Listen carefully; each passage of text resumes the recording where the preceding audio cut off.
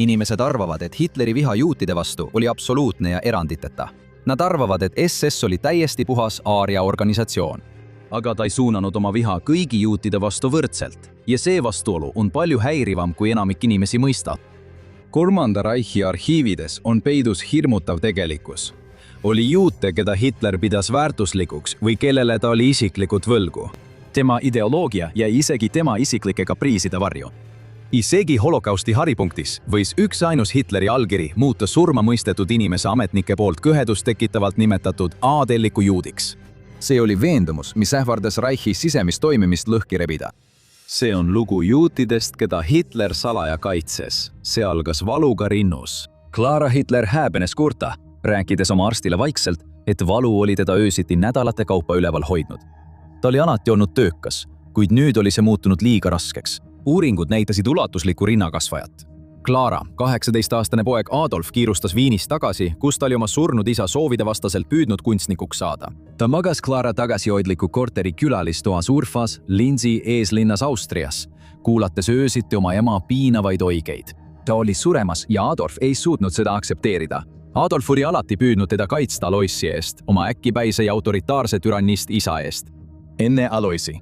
Enneaegset surma oli Adolf alati Clara eest välja astunud, kui Alois, kes oli alati purjus, oli tema vastu kätt tõstnud. Ja nüüd see naine, keda ta nii sügavalt armastas ja imetles.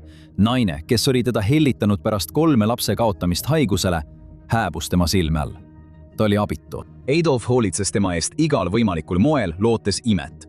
Imet, mis kui see juhtuks, tuleks kindlasti perekonna pühendunud ja usaldatud arsti, doktor Eduard Blochi kaudu. Bloch nägi oma silmaga, kui väga see noormees oma ema jumaldas. Seistes tema voodi kõrval, tuues talle vett, surudes toitu tema kuiva suhu, uskus Adolf tõesti, et Clara suudab haigusest jagu saada.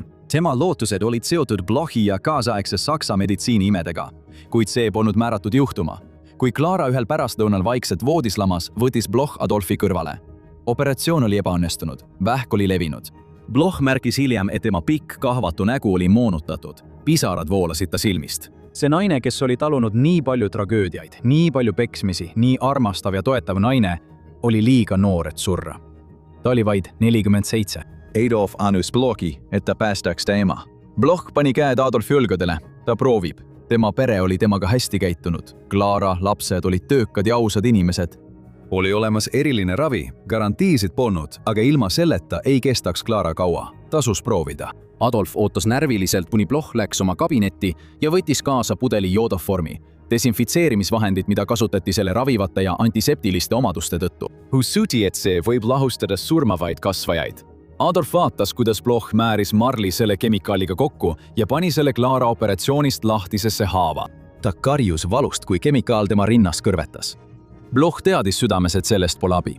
Ta tegi seda Adolfile. Ta ei suutnud taluda, et Adolf oli nii murtud. Bloch kirjutas hiljem, et ta kandis oma koormat vapralt, kartmatult ja kaeblemata, kuid see näis tema poega piinavat. Valjulik rimas ilmus talle näkku, kui ta nägi valu ema näol. Kuid Adolf oli täis tänulikkust. Ta vaatas pealt, kuidas Bloch leevendas tema ema valu järjekordse morfiinisüstiga. Ta hääbus aeglaselt, olles rohkem mures selle pärast, mis saab tema lastest kui oma surma pärast. Abi asemel oli söövitav joodoform mitte ainult talumatult valus, vaid ka täiesti ebaefektiivne. Adolfi jaoks oli õudne pealt vaadata, mida vähk tema emaga tegi. Aastate möödudes, kui ta kasvas metsikuks poliitiliseks juhiks, karjus ta mikrofoni juutidest kui vähist. Kas tema sureva ema agoonia oli tal kuklas? Kuid Hitler ei süüdistanud doktor Blochi, see on kindel. Pärast Clara surma ja kui Adolf langes sügavasse depressiooni, avaldas ta doktor Blochile sügavat tänu selle eest, mida viimane tema ema abivajaduse tunnil tegi. Doktor Bloch, kes oli juut, mees, keda Hitleri perekond väga austas. Mees, kes oli tuntud selle poolest, et ravis vaeseid peresid, nagu Hitleri omad igal öötunnil. Sageli isegi raha küsimata, kui neil oli rahaga kitsas käes. Bloch oli kangelane poisile, kellest hiljem sai mees, kes võttis elu 6 miljonil temataolisel inimesel, juudil. Oli tekkinud kustumatu side, tohutu vastuolu, millega Bloch pidi ühel päeval silmitsi seisma. See tekitas kokkupõrke vana lojaalsuse ja genotsiidse ideoloogia vahel. 20. aastate alguseks oli Hitler juba väga poliitiliselt aktiivne. Kunstnikuna oli ta läbi kukkunud. Ta oli esimeses maailmasõjas 2 korda haavata saanud ja elas täielikus vaesuses. Kuid ta oli murdnud välja alandavast tundmatusest ning saanud lühikest aega eksisteerinud Saksa töölispartei kõneisikuks.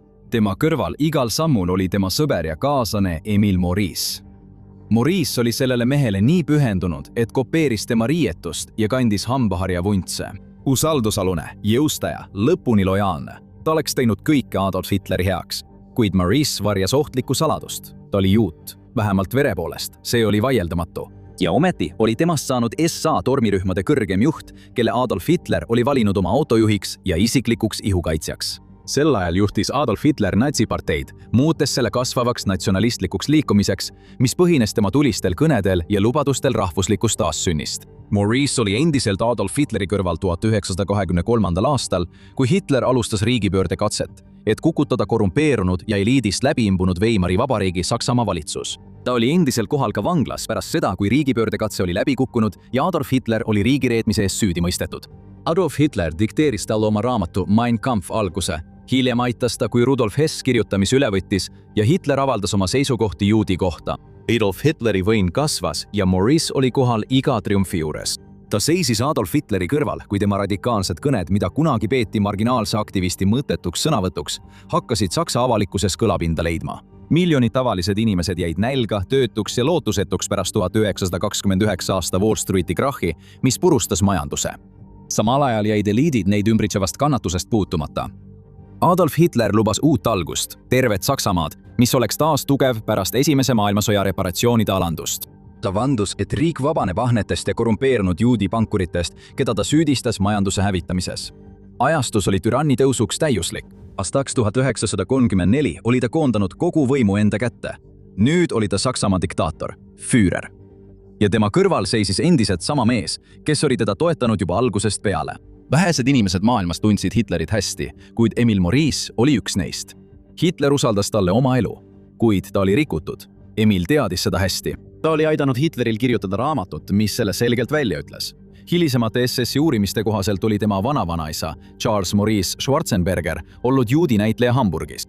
See polnud selline perekonnalugu, mis oleks saanud jääda varjatuks režiimis, mis uuris inimeste päritolu väga põhjalikult. See tegi Maurice'ist 1/8 ulatuses juudi ja see oli probleemne. Natside jaoks olid juudid inimkonna needus ja nad hoolitsesid selle eest, et avalikkus sellest aru saaks. Inimesed nägid seda filmides, plakatitel, ajalehtedes ja raadiosaadetes. Kui Joseph Goebbelsi propagandakampaaniad kujutasid kõiki juute mürgiste, isekate ja julmadena, olid nad alati kurikaelad, vargad, reeturid, väärkohtlejad, parasiidid ja kiskjad. Ja Maurice oli üks neist. Avaliku kuvandi seisukohalt, kui Saksa avalikkus oleks teada saanud, oleks see paistnud tohutu vastuoluna. Maurice oli juba saanud vereordeni, ühe natside kõrgeima autasu. Tema ja Hitler olid peaaegu lahutamatud, lausa verivennad, kuid tema veri oli väidetavalt saastatud. Mõne Hitleri siseringi liikme jaoks tähendas see, et Maurice saastab Hitlerit ja võib-olla ka kolmandat Reichi. Hitler oli jutlustanud miljonitele inimestele niinimetatud aaria rassi üleolekust ja sellest, mida ta pidas juutide täielikuks alaväärsuseks. Selle all pidas ta silmas midagi kaasasündinut ja pärilikku, mitte keskkondlikku või kultuurilist, vaid puhtalt geneetilist küsimust. Teda olid mõjutanud varase 20. sajandi USA ja Suurbritannia osades levinud pseudoteaduslikud rassiteooriad ja eugeenikaliikumised. Sellest kujunes surmav idee. Ta ütles, et kõik suured kultuurid on hävinud veremürgistuse tõttu. Ameeriklased, kelle eugeenikaprogramme ta avalikult imetles, olid tema silmis end rasside segunemisega nõrgendanud ja muutunud krantsrahvaks. Ometi oli ta seal, levitades neid uskumusi koos mehega, kelle päritolu oli natside enda doktriini järgi kõige halvem, osaliselt juut. Ajalugu ei tee selgeks, kas Maurice varjas seda Hitleri eest täielikult või lihtsalt pisendas seda. Aga ühe Hitleri tippmehe, kogu Natsi-Saksamaa ühe mõjukaima mehe jaoks oli see oluline. See oli väga oluline. Heinrich Himmler, SS-i juht alates 1929. aastast, sai üheks holokausti peaarhitektiks ja natside rassipoliitika jõustajaks. Ta ei suutnud lihtsalt pealt vaadata, kuidas Hitler veetis suure osa oma elust mehe kõrval, kelle mitte väga kauged esivanemad olid Saksa aaria rassi rüvetanud. Kahtlusteta tegi Himmler selgeks, et Maurice ei ole oma esivanemate tabeli järgi aaria päritolu. Teda ei peetud riigivaenlaseks, vaid vere järgi määratud isikuks. See tähendas, et Maurice'i ei saanud täielikult usaldada. Himmler nimetas teda julgeolekuriskiks. Vaid vähesed mehed Saksamaal teadsid Führeri saladusi ja üks neist oli osaliselt juudi päritolu. Himmler tahtis Maurice lahkuks, mitte et talle viga tehtaks, vaid et ta kaotaks oma positsiooni ja mõjuvõimu. Aga Hitler ei saanud kõrvale heita meest, kellest ta teadis kindlalt, et mees ei pöördu kunagi tema vastu. siiski, nagu Himmler Hitlerile meelde tuletas, ütlesid Nürnbergi seadused selgelt, et kui sa ei suuda tõestada aaria päritolu kuni 18. sajandini, siis ei saa sa olla SS-is. Oli selge, et Maurice ei läbinud seda testi. Rahva jaoks pidi päritolu ulatuma aastasse 1800, kuid SS-i meeste puhul aastasse 1750 ammu enne seda, kui Maurice'i vanavanaisa oli oma teatris lavalaudadel kõndinud. Himmleril oli õigus, sellest ei saanud mööda vaadata. Aga kas ta oli ka kade mehe peale, kellesse Hitler nii palju uskus? Maurice oli SS-i kaasasutaja. Ta oli nimekirjas liikmena number 2, kohe Hitleri järel. Himmler polnud isegi ligi lähedal, olles liige number 168. Kas tal oli tõesti õigus nõuda, et Maurice kõrvale heidetaks? See oli mõistatus, mis ei tahtnud kuidagi kaduda. Aga 1935 aastal leidis Hitler lahenduse. Selle aasta augustis kirjutas ta Himmlerile ülisalajase kirja. Tema ustav sõber Maurice ei lahkunud SS-ist. Selle asemel sai temast auaarialane. Ta võis olla osaliselt juut, Mischling, kuid peagi sai ta erisertifikaadi, mis varjaks tema geenides peituva juudi päritolu. Lihtne lahendus, kuid see paljastas täielikult selle hullumeelsuse, et usutakse, nagu määraks veresugulus inimese iseloomu. Tundus, et lojaalsus oli natsipartei kõrgeimates ringkondades tähtsam kui rassiline puhtus. Hitleri valmisolek omaenda reegleid siseringi jaoks painutada lõi ohtliku pretsedendi. See paljastas natside ideoloogia alustalasid läbivad tohutud vastuolud. Natsi-Saksamaa oli juba haaratud pöörasest antisemitismist. Lapsed õppisid ahnest, kongus ninaga ja nõrga rühiga juudist, kes seisis tugeva, terve ja ausa aarlase kõrval. Neid kiideti aktiivselt selle eest, et nad sodisid juudi poodide ja majade fassaadidele sõna jude. Hitler ise sodis samuti. Tema allkiri päästis aktiivselt juudi inimesi sellest raskest saatusest, millega enamik juute Saksamaal silmitsi seisis. Nürnbergi seadused võtsid miljonitelt nende õigused, kuid suletud uste taga oli silmakirjalikkus seadustesse kirjutatud. Adolf Hitler allkirjastas isiklikult hinnanguliselt 1000 kuni 2000 Saksa veresertifikaati, et vabastada teatud isikuid rassiseadustest. See oli seesama mees, kes nimetas segaverelisi inimese ja ahvi vahele jäävateks koletisteks. Inimesed, kelle veri tegi nad tema väitel patusteks. Kuid nagu Emil Maurice ei sattunud kõik neist sunnitöö või gaasikambrite lihaveskisse. Selle asemel eemaldati nad vaikselt. 1941 aastal kirjutas Heinz Gerlach natside haridusministrile Bernhard Rustile. Ma ei saa midagi parata, et olen segavereline. Samuti ei tohiks keegi mu vanemaid minu olukorra pärast süüdistada. Nad abiellusid ajal, mille rassiseadusi veel ei olnud. Saksamaa oli koduks kümnetele tuhandetele inimestele, kes olid osaliselt juudi päritolu, kuid olid saanud kristlasteks. Kui Hitler võimule tuli, avaldasid nad armastust oma isamaa ja Führeri vastu. Kuidas on õiglane, et selliseid inimesi karistatakse? Kolonel Ernst Bloch oli juudi mehe poeg. Esimeses maailmasõjas rebiti tema nägu tääkidega katki ja ta teenis raudristi. Ta võitles suurema osa järgmisest sõjast avalikult juudina, kuid probleem tekkis alles 1944 aastal, kui Himmler nõudis tema vallandamist. 15. veebruaril 1945 sai ta Hitlerilt allkirjastatud kirja, milles teatati töö kaotamisest tema päritolu tõttu. Tema ülemus kirjutas: On au tänada teid Führeri nimel teie teenete eest, mida olete sõja ja rahu ajal osutanud meie rahvale ja isamaale. Soovin teile kõike head tulevikuks. Heil Hitler! See ei olnud loogiline.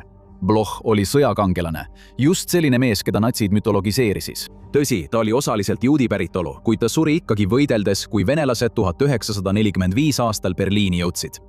Tema jaoks oli isamaa kõik, kuid ta visati kõrvale nagu mürgitatud õun. Pole kindel, kui palju täisjuute või osaliselt juudi päritolu inimesi Saksa sõjaväes oli, kuid ajaloolase Brian Mark Riggi sõnul oli neid palju. Rigg väitis, et Wehrmachtis oli umbes 60 000 pooljuuti ja 90 000 veerandjuuti. Nende seas mõned kindralid, admiralid ja üks mees, kes tõusis lausa feldmarsalini. Vähemalt 20 neist said natside kõrgeima sõjalise autasu, raudristi, rüütliristi, erinevaid variante. Mõned neist olid ajateenistusse võetud, teised vabatahtlikult liitunud, käies oma isade jälgedes, kes olid võidelnud esimeses maailmasõjas. Kuid mõne jaoks oli see ellujäämise küsimus. Kõige süngem iroonia oli see, nagu üks inimene ütles, et Wehrmacht oli juudi jaoks Hitleri Saksamaal kõige turvalisem koht. Täpset arvu on vaieldud, kuid pole mingit kahtlust, et 10 000 juudid võitlesid Adolf Hitleri alluvuses. Paljud tundub ei arvanud, et Nürnbergi seadused neid üldse puudutavad. Antisemitism oli mõeldud teistele juutidele, idajuutidele, inimestele, keda tablet-ajakirja andmetel peeti teiste juutide poolt harimatuteks ja ebausklikeks. Inimesed unustavad, et paljud saksa juudid olid äärmiselt patriootlikud. Nad olid kõrge haridusega inimesed, kultuursed sakslased, mehed ja naised, kelle juured olid Saksamaa pinnases kindlalt sadu aastaid. Aga mõne jaoks, sealhulgas Himmler, polnud ühelgi mehel, kellel oli juudi verd, õigus teenida Wehrmachti, Kriegsmarine ega Luftwaffe ridades. 1940 aastal tuli ülevalt käsk. Juudid peavad lahkuma, olgu nad täisverd või segaverelised. Mõned ohvitserid keeldusid. Nende mehed olid vennaskond. Nad ei kavatsenud kedagi koju saata sellepärast, et tema vanaisa oli abiellunud juudi naisega. Nad ütlesid oma segaverelistele sõduritele, et need hoiaksid madalat profiili. Teised ohvitserid saatsid Saksamaa natside juhtkonnale kirju, küsides, kuidas raudristiga mees võis äkki vaenlaseks muutuda. Kõik ei olnud nii toetavad. Üks ohvitser oli maru vihane, et tema ridades oli peitunud juut. Ta kutsus mehed kokku, võttis välja oma püstoli ja lasi tal pähe. Osaliselt juudi päritolu Waffen-SS ohvitser tunnistas, et kui oleks välja tulnud, et ta on osaliselt juut, oleksid nad tal lähima puu külge üles poonud. Teema patriootlikul perel olid Saksa esivanemad, kelle juured ulatusid 400 aasta taha. Kuid natside jaoks polnud sellel mingit tähtsust. On lugusid juudi sõduritest, kes tegid või ostsid võltsitud dokumente, et varjata oma tegelikku päritolu. Nad elasid pidevas hirmus, rääkides valesid lapsepõlve nakkustest, kui nad pidid riided seljast võtma ja nende ümber lõigatud peenis paljastus. Kuid paljud teised ei pidanud end üldse juutideks. Nad olid kasvatanud üles mitte-juudi lapsi. Nad ei järginud juudi kombeid ega täitnud juudi usutavasid. Mõne jaoks oli avastus, et neil on osaliselt juudi verd sama suur šokk kui nende kaasvõitlejatele. Nad polnud seda isegi teadnud. Mees nimega Hans Günzel jäi sõjas ellu, kuid 57 tema juudi sugulast ei jäänud. Ta oli pooljuut, nagu ka paljud tema sugulased. Pärast sõda kirjutas ta. Kurb kõigi nende surmade juures on see, et enamik neist oli ristiusku pöördunud ega pidanud end juutideks. Ja samal ajal kui teisi vaevas ja piinas nende juudi sugulaste rõhumine ja vägivald getodes või laagrites, taotlesid mõned erandit. See oli ainus viis korraldusest mööda hiilida ja see pidi tulema Hitlerilt. Kui ta pidas seda vajalikuks, võis ta allkirjastada samasuguse dokumendi, nagu ta oli allkirjastanud Morissile. See oli sügav silmakirjalikkus, jäid tuhanded segaverelised, keda peeti liiga väärtuslikeks kaotamiseks sõjaväkke tänu Führeri sulejoonele. Kui nad olid võitnud lahingumedaleid või saanud edutamisi lahinguväljal, oli suur tõenäosus, et Hitler annab neile erandi. See oli lihtne bürokraatlik vassimine, kuid hämmastav vastuolu, arvestades, mis juutidega koondus- ja surmalaagrites endiselt toimus.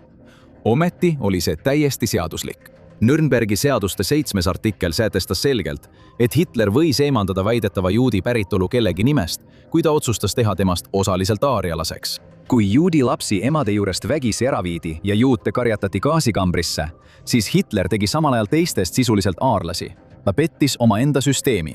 Kui natside sõjamasin laienes, tulid vastuolud ilmsiks ning see hirmuäratav natside hävitusbürokraatia jõudis otse mehe, keda Hitler oli kunagi pühakuna kohelnud, doktor Blochi ukse ette.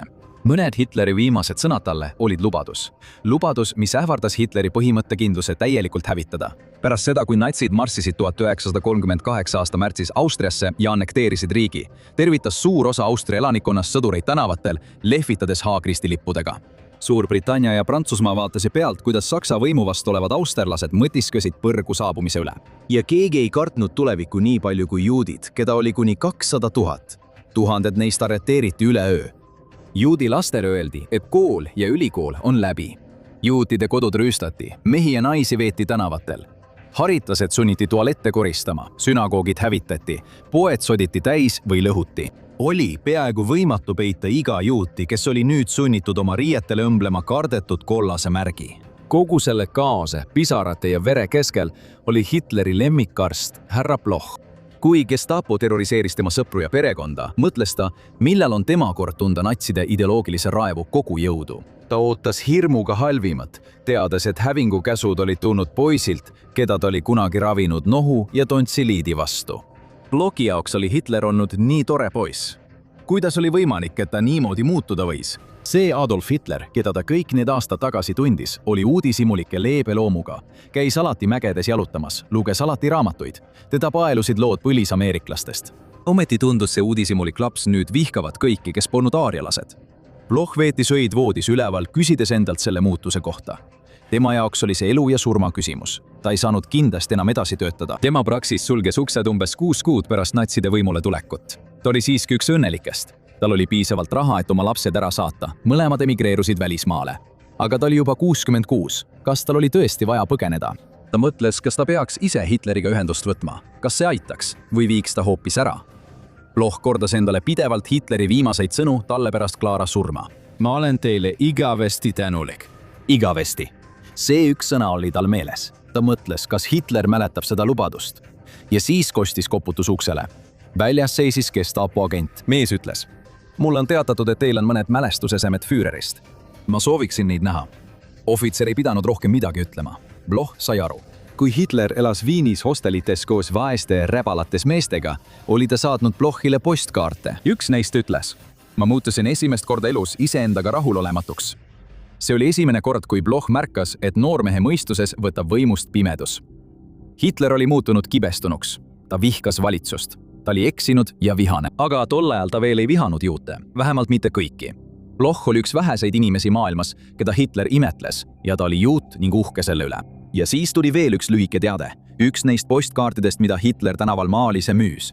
Sellel oli kujutatud kaputsiini ahvi, kellel oli kapuuts peas ja kes tõstis mullitava šampanjaklaasi. Alloossa oli Hitler kirjutanud: "Hitleri perekond soovib teile head uut aastat. Igavese tänutundega, Adolf Hitler." Igavesti.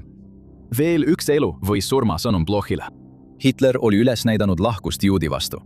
Selline ese oli ohtlik, tõend vastuolust, mille ilmsiks tulekut Hitler ei saanud endale lubada. Nii teadis Bloch, mida Gestapo mees ukse taga tahtis. Ta käskis tal oodata ja tuli peagi tagasi asjadega. Mees võttis need vastu ja kirjutas paberitükile. Tunnistus 2 postkaardi hoiule võtmise kohta, millest ühe oli oma käega maalinud Adolf Hitler, konfiskeeritud doktor Eduard Blochi majast. Bloch suundas otse väikese hotelli poole Gesellenhausstrassel, kuhu oli rajatud Gestapo peakorter ja küsis, miks postkaardid temalt ära võeti.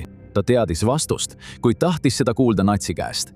Ohvitser oli üllatavalt väga viisakas ja küsis Blochi rahvuse kohta. Bloch vastas: "Ma olen 100% juut." Ohvitser vaatas talle silma ja ütles, et postkaardid võetakse hoiule. Sellega asi piirduski. Nad olid konfiskeerinud tõendid natside silmakirjalikkuse kohta, kuid loomulikult nad seda ei tunnistanud. Mida Bloch ei teadnud, oli see, et tema ees seisev kõrgelt haritud ohvitser Otto Raschist saab üks SS-i kõige julmemaid juhte. Ta juhiks isiklikult Poola intelligentsi hävitamist ning annaks allkirja 10 000 juutide tapmisele. Kui ta võttis üle juhtimise Einsatzgruppe C eesotsas, nõudis ta, et iga tema üksuse mees tulistaks isiklikult juute, nii et kõigil neil oli veri kätel. Ta oli maniak ja ta oli just sunnitud rääkima juudiga väga viisakalt. Miks? Sest Blochil oli kaitseingel, kes teda valvas. Võib-olla surmaingel, aga selline, kellel oli ehk rohkem võimu kui kellelgi teisel Mandri-Euroopas. Midagi, mida Bloch tol ajal veel ei teadnud, oli see, mida Hitler oli tema kohta 1937. aastal öelnud. Enne kui natsid Austria okupeerisid, oli Hitler ühel konverentsil ja küsis Linzi linna kohta. Ta küsis spetsiaalselt, kas doktor Bloch tegutseb seal veel ja kõigi üllatuseks ütles ta, doktor Bloch on väärikas juut. Kui kõik juudid oleksid nagu tema, siis ei oleks juudi küsimust. Hiljem tunnistas Bloch, et kui ta sellest teada sai, pidas ta seda komplimendiks. See oli kummaline ja omamoodi meelitav, et Adolf Hitler suutis vähemalt ühes minu rassi esindajas head näha. Aga nüüd koguti tema kaasjuute kokku, nende elud hävitati, maailm oli hulluks läinud. Ta vaatas pealt, kui Adolf Hitler saabus tema linna Mercedese tagaistmel, mootorratastega saatjaskonnas. Rahvahulgad juubeldasid, juudid peitusid oma majadesse. Kui kaua läheb aega, kuni nad tema järele tulevad? Aga siis juhtus midagi, mis andis talle lootust. Kõigile juutide majadele ja poodidele maaliti helekollase värviga sõna jude ning ka Blochi praksise seinale, kus ta elas, polnud erand, kuid ta sai telefonikõne Gestapolt. Tal lubati märk oma majalt eemaldada. Siis tuli veel üks kõne. Tema üürileandja ütles, et oli käinud Gestapo kontoris küsimas, kas Bloch peaks oma kodus edasi elama. Talle oli öeldud, me ei julge seda asja puutuda, sellega tegeleb Berliin. Erinevalt ilmselt kõigist teistest Austria juutidest ei konfiskeerinud keegi tema passi ning kui toit hakkas otsa saama, ei tembeldatud tema toidutalongile ka J-tähte. Erinevalt kõigist teistest linnajuutidest sõi ta hästi ja riietus korralikult, kui Hitler hakkas oma sünnilinna muutma. Ta saatis kohale suured tööliste meeskonnad, et ehitada parke ja teatreid, isegi uue silla üle Donau. Kui muutused aset leidsid ja juudid päev-päevalt kadusid, jäi doktor Bloch puutumata. Nüüd oli Blochile selge, et Hitler oli tõepoolest oma vana sõpra ja igavese tänulikkuse lubadust meeles pidanud. Siiski teadis ta, et see ei kesta kaua. Tundus, et iga kuu tuli mõni uus hirmutav teadaanne või käsk. Natsid ei peatunud enne, kui kõik juudid olid kas välja saadetud või surnud. illusioon, et hea käitumine või varasem peenistus tagavad talle ellujäämise, oli kohe purunemas veel ühe Hitleri minevikust pärit isiku tõttu. Esimese maailmasõja kangelane Ernst Hess oli praktiseeriv protestant, kuid mõlemad tema vanemad olid juudid, mis tegi temast juudi. Mitte lihtsalt tavaline juut, vaid silmapaistev sõdur, kes oli kunagi juhtinud 16. Bayeri reservjalaväerügementi, mis võitles Ypres'is ja Soms. Kuid see polnud põhjus, miks kogu Saksamaa sellest rügemendist kuulnud oli. Põhjuseks oli üks selle sõduritest. Tema nimi oli Adolf Hitler. Noor Adolf Hitler teenis sõjas kohusetundlikult ja tegi seda Hessi alluvuses, meest, keda ta austas. Enamik juute, kes olid esimeses maailmasõjas oma riigi eest võidelnud, arvasid, et kui tagakiusamine algab, kaitseb nende teenistus neid ohu eest. Kuid isegi Hess, Hitleri endine ülemus, polnud puutumatu. 1935 aastal oli ta kohtunik, kui Nürnbergi seadused jõustusid.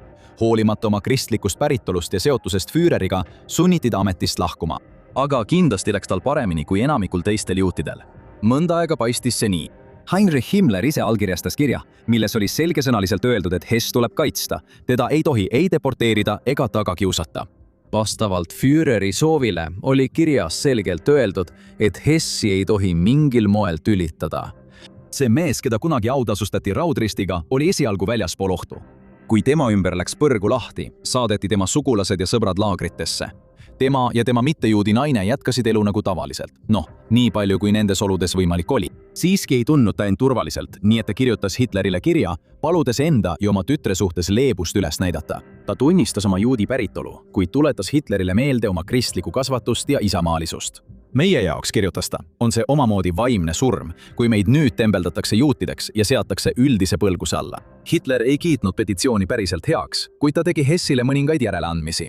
Tal lubati säilitada oma armee pension ja kanda passi, millel puudus suur punane J-tempel, mida kasutati juudi passiomanike tuvastamiseks. Ta oli kaitstud, kuid samal ajal muutus Heinrich Himmler väga rahulolematuks Hitleri sentimentaalsete kaitsjate suhtes. Himmleri jaoks oli ainult üks lahendus, lõpplahendus.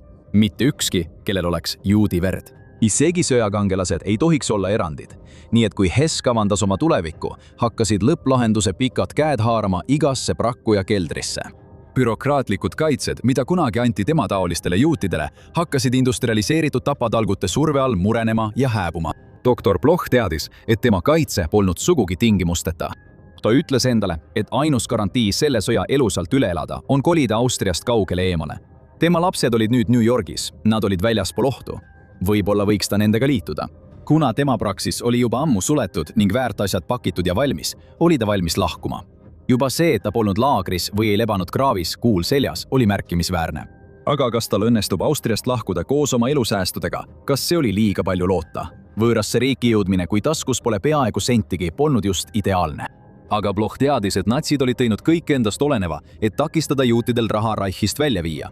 1930. alguses kehtestas Saksamaa valitsus Reichi põgenemismaksu. See oli mõeldud selleks, et takistada jõukatel sakslastel oma varandust majandusliku kaose ajal depressiooni ajal välismaale viia. Max võttis 25% inimese varast, kui tal oli rohkem kui 200 000 riigimarka või ta teenis üle 20 000 riigimarka aastas. See mõjutas kõiki, mitte ainult juute.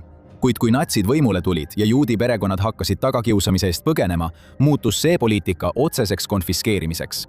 Juudi vara võõrandati süstemaatiliselt maksude, sunnitud müükide, blokeeritud kontode ja riikliku konfiskeerimise kaudu. See polnud niivõrd maksustamine, kuivõrd organiseeritud piraatlus. Sel põhjusel arvas Bloch, et tal ei lubata kunagi oma elusäästud puutumatuna kaasa võtta. Küsimus oli, kas talle tehakse erand. Ta läks taas Linzi Gestapo kontorisse. Talle öeldi, et ta on õnnelik mees. Kõrgemalt poolt antud eriloaga lubati tal riigist välja viia 16 riigimarka. See oli 6 rohkem kui tavaliselt põgenevatele juutidele lubatud 10 marka. 16 marka, piisavalt mõneks soojaks eineks ja uue ülikonna jaoks. Bloch ei kirjutanud seda kunagi oma mälestustesse, kuid hilisemad ajaloolased on teatanud, et tal lubati ka oma kodu müüa täishinnaga. Lugematutelt teistelt Austria juutidelt sunniti oma varast peaaegu olematu tasu eest loobuma. Kuidas ta selle raha üle piiri sai, pole kindel, kuid tundub, et Hitler oli teda taas aidanud. Ja enne lahkumist öeldi talle, et oleks kaitstud. Natsid andsid talle kirja, milles kinnitati, et ta on soovitust väärt mees vastavalt oma heale iseloomule, meditsiinilistele teadmistele ja valmisolekule aidata haigeid. Kiri lõppes sellega, et oli võitnud oma kaaslaste tunnustuse ja lugupidamise. Ametnik ulatas talle kirja, kui ruumi täitis vaikus. Ametnik ootas. Jah, aitäh, ütles Bloch, meenutades, et ta peaks tänulik paistma. ohvitser teatas talle, et võib-olla oleks nüüd õige asi kirjutada tänukiri sellele inimesele, kes temaga nii lahke oli olnud. ja nii, tol novembri hommikul, kui udu kattis väljas maju, võttis ta sulepea ja hakkas kirjutama. Teie Excellence, enne piiri ületamist soovin avaldada tänu kaitse eest, mida olen saanud. Ta selgitas, et alustab nüüd uuesti vaesuses uues riigis, kuid on tänulik talle osutatud lahkuse eest. Tema elutöö on kadunud. 16 marka taskus, kuid vähemalt oli ta elus. Ühel varahommikul kohver käes sulges ta enda järel ukse ja heitis viimase pilgu oma vanale elule. Temaga saab kõik korda, ta teadis seda. Nüüd oli üsna ilmne, et Adolf Hitler ei lubaks tal viga saada. Kuid kui ta mööda tänavat jaama poole kõndis, täitus tema mõte miljonite õnnetute meeste, naiste ja laste nägudega. Need mured, millega need inimesed pidid silmitsi seisma. See oli mõeldamatu. Plaak oli kaitstud, kuid kulisside taga koostasid natsid salajasi nimekirju. Lahkus oli läbi. Oli aeg hakata ohjeldama neid, kellel oli vedanud. Umbes 100 000 juuti oli esimese maailmasõja ajal Saksamaal teeninud. Kui tagakiusamine algas pärast natside võimule tulekut, arvasid nad, et on kaitstud. Veteranid keeldusid häbist pead langetamast. Kui neid tänavalt ülitati või nende poode rüvetati, nähti tavalisi sakslasi neid kaitsmas. Nad karjusid politseinike või SS-valvurite peale, tuletades neile meelde, et need mehed olid kunagi oma riiki teeninud. Tuleb meeles pidada, et vaid umbes 44% sakslastest hääletas 1933 aastal natside poolt. Aga kui Hitler võimule tuli ja tegi seda, mida ta oli lubanud, elavdas ta majandust, vähendas töötust ja taastas rahvusliku uhkuse tunde. Seega kasvas toetus režiimile loomulikult. Siiski ei olnud paljud sakslased natside kõige äärmuslikumate antisemiitlike poliitikatega nõus. Mõned julgesid isegi nendele ideedele vastu astuda ja 10 000 hukati. Paljud teised ei olnud toimuvaga rahul, kuid vaatasid vaikselt kõrvale, kui nende endi elu muutus stabiilsemaks. Hirm, propaganda, konformism ja isiklikud huvid mängisid kõik oma rolli. Kuid paljude jaoks tundus esimese maailmasõja veteranide vangistamine lihtsalt vale. Lõppude lõpuks ülistasid natsid sõda. Nad kujutasid oma veterane pühakutena. Seega oli suur vastuolu hakata nüüd neid mehi ja nende perekondi taga kiusama. Nagu Ernst Hess said paljud Saksa armee ohvitseride toetust. See sundis natside hierarhiat nurka ja enamasti pääsesid veteranid sunni töö- ja surmalaagritesse saatmisest, kuid mitte kauaks. Selgus, et need inimesed eksisid, kui arvasid, et natsisid võib usaldada. Kui Himmler sundis Hitleri tegutsema, kadusid veteranide kaitseks loodud seadused nagu madu, kes heidab oma nahka. 1941 aastal avasid natsid Theresienstadti geto, mis oli omamoodi vahejaam. Siin pidid juudid töötama ja ootama transporti hävituslaagritesse. Tingimused olid kohutavad. 10 000 surid kurnatuse, haiguste ja alatoitluse tõttu enne, kui nad jõuti välja saata. Siis 1942. Aastal Reinhard Heydrichi käsul otsustati, et Theresienstadti paigutatakse nüüd uue tüüpi vangid, esimese maailmasõja juudi veteranid. Jällegi olid natsid reegleid muutnud. Koos sõduritega viidi sinna ka kõrgel positsioonil olnud juudid, mehed, kelle äkiline kadumine oleks tekitanud välismaal kahtlusi. Lõppude lõpuks oli lõplik lahendus natside juhtkonnas sügavalt varjatud saladus. Kui Theresienstadtist hakati teada saama, väitsid natsid, et see ei ole mingi põrgu maa peal, isegi mitte midagi sellist. Nad ütlesid, et see oli kuurortlinn, nagu pensionäride küla juutidele, kes olid välja teeninud sinna saatmise privileegi. 1941 aastal, kui Hess ilmus Müncheni arianiseerimisbüroosse ja esitas oma kaitsekirja, rebis ametnik selle ta käest ära. Ametnik Franz Richard Muckler teatas talle, et tema kaitse on tühistatud ja nüüd on ta juut nagu iga teinegi juut. Ta arreteeriti ja saadeti tavaliseks töömeheks Milbertshofeni laagris. Hiljem saadeti ta tööle ehitusfirmasse ning sunniti magama nööl juutide majas, nagu natsid seda nimetasid. Tema ainus kaitse oli nüüd see, et ta pääses kõige hullematest koonduslaagritest tänu oma priviligeeritud segarassilisele abielule. Rikkusest vaesusesse langedes tegid tema naine Marguerite ja tema tütar Ursula kõik, mis võimalik, et leida raha toidu ostmiseks. Hessi kogu pere uskus, et neid kaitseb tema sõjaväelise mineviku kaitsekill. Kuid see ei pidanud paika. Tema õde Berta gaasitati Auschwitzi koonduslaagris. Nüüd kartis Hess, et temaga ja kõigiga teistega juhtub sama. Paljude teiste juutide jaoks, kes olid seni pääsenud, kadusid kaitsed ükshaaval. See muutus palju hullemaks pärast 1944. aasta 20. juuli vandenõud, kui rühm kõrgeid ohvitsere oli Hitleri tapmisele väga lähedal. Paranoia levis läbi kogu armee ja need pooljuudid, kes olid suutnud Wehrmachti jääda, visati välja ja Gestapo arreteeris nad. Strateegilises mõttes oli see täielik rumalus. 10 000 võitlejad saadeti Saksamaale tagasi, kui nende juudi päritolu avalikuks tuli. Enamik saadeti organisatsioon Totis sunnitöölaagritesse, kus mõned kohtusid oma isadega, oma juudi emade aaria päritolu abikaasadega. laager polnud nii karm kui teised ja enamik jäi ellu, kuid need mehed raisati sõjas, mida sakslased olid kaotamas. Sama kehtis ka relvatootmise kohta. Sakslased tõestasid taas, et nad on hoolimatud, kui nad valisid ideoloogia sõja võitmise asemel. Väliväemarssal Wilhelm Keitel, Wehrmachti ülemjuhatuse liige, andis 1942 aastal käsu eemaldada kõik relvatootmises töötavad juudid. Seda otsust kritiseeris kindral Kurt Ludwig von Gienand, kuna see vähendas, tsiteerin, Reichi sõjalist potentsiaali. Hitler oli muutunud. Kui ta varem kaitses teatud inimesi, kes olid Saksamaad teeninud, siis nüüd muutus ta küüniliseks. Kirjutades juutidest, kes püüdsid ärasaatmisest pääseda, väites, et nad pole juudid, ütles ta, et kui asi läheb väga halvaks, võib alati ristimisvesi päästa nii äri kui ka juudi korraga. Ärge kartke, lisas ta. Päritolu varjamise võimalus usku vahetades kaob täielikult. Represseerimine oli nüüd täies hoos. Adolf Hitleri isiklikud kapriisid olid lõpuks alistatud tema loodud surmamasina peatamatule hoogule. Selgub, et avaarialase staatus oli vaid ajutine hukkamise edasilükkamine. Ernst hässelas sõja üle ja kuigi ta ei naasnud kunagi kohtunikuna töötamise juurde, ehitas ta oma elu sõjajärgses Saksamaal uuesti üles. 1946 aastal alustas ta uut karjääri raudteel. Aastatel 1949–1955 töötas ta Frankfurdis Maini ääres liiduraudtee peavalitsuse presidendina. 1970 aastaks oli talle Frankfurdis pühendatud mälestustahvel, märkimisväärne lõpp mehele, kellelt kunagi olid õigused ära võetud. 1983 aastaks. Kui ta 93-aastaselt suri, haihtus kogu see kannatus, mida ta oli elu jooksul kandnud, kuid tema sõnad elasid edasi. Kui keegi pärast sõda temalt Hitleri ja temaga koos teenimise kohta küsis, vastas ta, Hitler või? Ta oli meie üksuses. Me ei pannud teda kunagi tähelegi. Mõelda vaid, et mees, kes põhjustas nii palju valu ja kannatusi, oli tegelikult ei keegi. Tähtsusetu vari, kuid siiski ohtlik. Ja kui oli keegi, kes mõistis, kuidas kurjus võib kasvada tähtsusetusest, siis oli see Eduard Bloch. Ta pääses Saksamaalt tervena ja suundus Portugali Lissaboni. Ta oli seal oodates laevale minekut, mis viiks ta New Yorki, kui üks Briti sõdur palus tal oma dokumente näidata. Sõdur luges nime ja naeratas. Te olite Hitleri arst, kas pole? Bloch oli kuulus.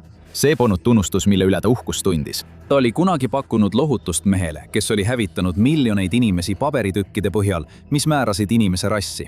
Ta purjetas üle tormise Atlandi ja jõudis uude maailma. Maailma, mida sõjalaastused polnud puudutanud. Seal sulandus ta ümbruskonda ja elas edasi juudi kogukonnas Bronxis, kuid mitte kauaks. Ta suri 1945 aastal maovähki. Ainus juut, kes ei pidanud põgenema, oli Hitleri endine parem käsi, Emil Morris. Tema 8. juudi päritolu ei kadunud kunagi täielikult, kuid see oli osa, millega natsid suutsid leppida. Hitler vallandas ta 1927 aastal autojuhi kohalt, kui Maurice tunnistas, et tal oli suhe Hitleri noore õetütre Geli Raubaliga. Siiski jäi ta SS-i liikmeks, olles pidev meeldetuletus Himmlerile, et mees, kelle veri oli saastunud, oli asutanud organisatsiooni, mille üle ta nii uhke oli. Ameeriklased pidasid teda teise kategooria natsisüüdlaseks ja Maurice veetis vanglas vaid 4 aastat. Pärast seda sai temast tagasihoidlik kellassepp ja ta suri 1972 aastal, olles kunagi uskunud, et tema ja ta kolleegid võivad ülemrassina Euroopat valitseda. Ta suri, olles teadlik ilmselgest irooniast. Maailma südames, mida tema ja ta natsidest taaslased üritasid luua, ühiskonnas, mis oli kinnisideks rassilisest puhtusest ja rajatud nii uskumatult kangekaelsele ideoloogiale, et see oli pidevas vastuolus iseendaga. Isegi Hitler ja Himmler pidid mingil määral mõistma, et puhast verd ei eksisteeri ning üksnes päritolu ei saa kunagi määrata inimese iseloomu ega väärtust. See eeldus oli algusest peale vale, kuid miljonid inimesed, juudid, slaavlased, romad, aasialased ja teised, kannatasid ja surid selle tõttu. Hitler võis teha üksikute inimeste puhul erandeid, kuid see ei muutnud elu Natsi-Saksamaal teiste jaoks sugugi vähem jõhkraks. Et näha, milline nägi igapäevane ellujäämine tavaliste saksa perede jaoks režiimi all tegelikult välja, vaata videot, kuidas oli elu Hitleri all või klõpsa sellele videole.